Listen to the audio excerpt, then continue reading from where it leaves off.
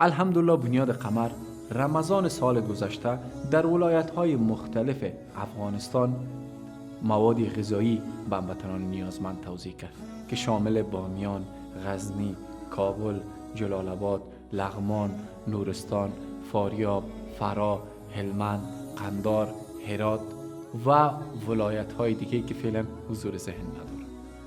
در کنار از این بنیاد خیری قمر در چندین ولایت سفره افطاری را هموار کرد که روزانه نزدیک به بیشتر از 300 نفر از این سفره در واقع استفاده میکردن و با واسطه از این روزشان افطار میکردن. این افتخار نه تنها بر ما که به شما نیز برمیگرده، چون ما یک پل ارتباطی میان شما و این خانواده های نیازمند هستیم.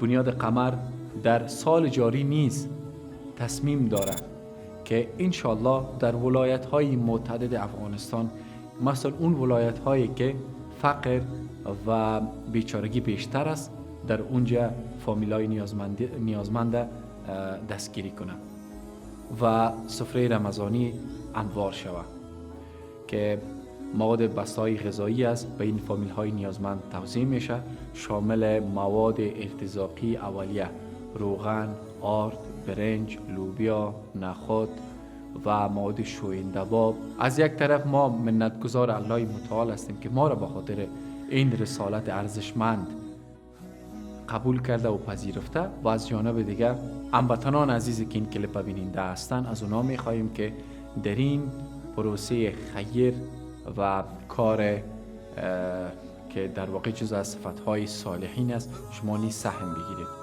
شماره ها و لینک ها در خدمت شما است.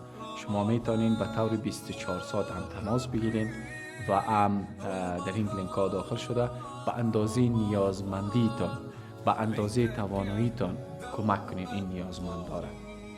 ولو اینکه $5 شده، $10 شده، $2 شده، دونیت کنین تا ما بتانیم یک رمضان بسیار خوب را به این نیازمندا فراهم بسازیم. السلام علیکم و رحمت الله. ليتك دوما قريب، ليتك